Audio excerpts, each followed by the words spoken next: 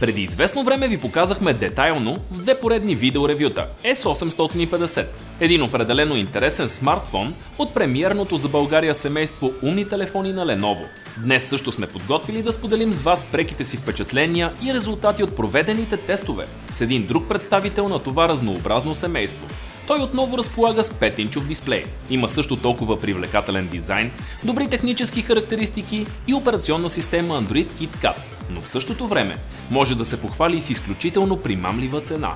Уважаеми дами и господа, DigitalBG представя Lenovo A536. По адрес на дизайна на това устройство можем да изкажем предимно суперлативи. В него много умело са комбинирани черна гланцирана пластика и хромирана наподобяваща метал периферна лайсна. Именно тя създава и усещането, че устройството има нещо луксозно. Всъщност, за разлика от S850, който беше от моноблоков тип, тук вече имаме сваляем заден капак. Той преминава и към по-голямата част от периферията. По този начин, когато погледнем в профил смартфона, той изглежда още по-тънък. Реално, дебелината също е скромна – 9,95 мм. Останалите габарити са 139,6 мм височина на 72 ширина. Теглото, на което спира електронната ни везна, е 148 грама. В заключение за размерите му ще кажем, че A536 е доста компактен. Това от една страна го прави удобен както за работа с една, така и с две ръце, а от друга лесно би се побрал в чанта или в джоб на по-тесни дънки. Освен в черният вариант, който виждате на екраните си, моделът може да бъде намерен в търговската мрежа и в бял. Дисплеят на Lenovo A536 е 5-инчова TN матрица с FWVGA резолюция 856 към 480 пиксела. Дисплеят на Lenovo A536 е 5-инчова TN матрица с FWVGA резолюция 854 към 480 пиксела. Изхождайки от това ще изчислим плътността на пикселите за площ от 1 инч. Резултатът е 196, като страната на всеки един от пикселите е 0,1296 мм. Статистически този резултат е представител на така наречената златна среда. Практиката ни показва, че подобен дисплей идеално би покрил основните потребителски нужди, като браузване в интернет, гледане на видео, кадриране на снимки или игра на игри. Същото се отнася и за цветовете, като тях ще определим като достатъчно наситени и ясни. Сензорите на капацитивния тъчскрин дисплей предават движенията, които задаваме с пръст точно, без нужда от по-силни повтаряния или задържания. Наличен е двуточков мултитъч.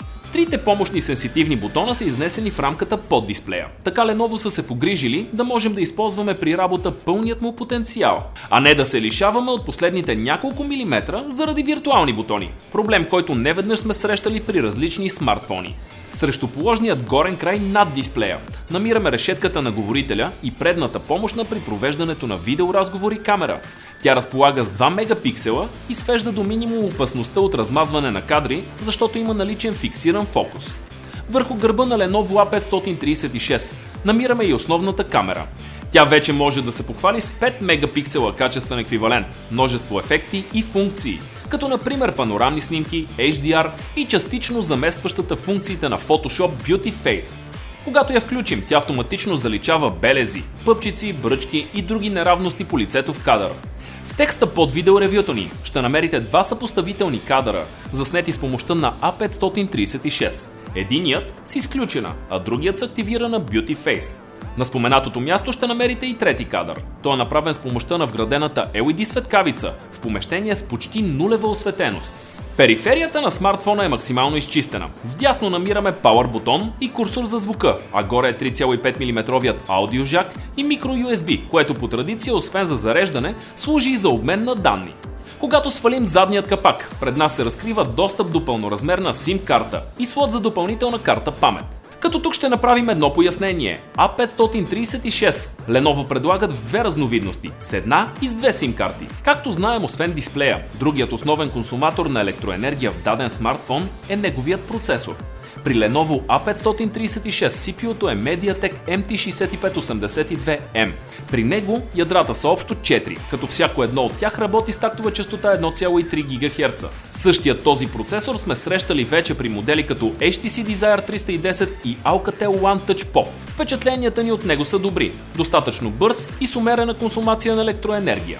В комбинация с 1 GB RAM памет и операционна система Android версия 4.4 KitKat, които имаме тук. Lenovo A536 се справя отлично с всички леки и средно тежки задачи, които му поставяме. Подлагаме го също на AnTuTu Benchmark тест. Тук той получава 18686 точки, като по този начин се класира една идея под тестваният от нас наскоро Lenovo S860 с неговите 18716. Ето това е приятна изненада, имайки предвид колко ценово достъпен смартфон тествам.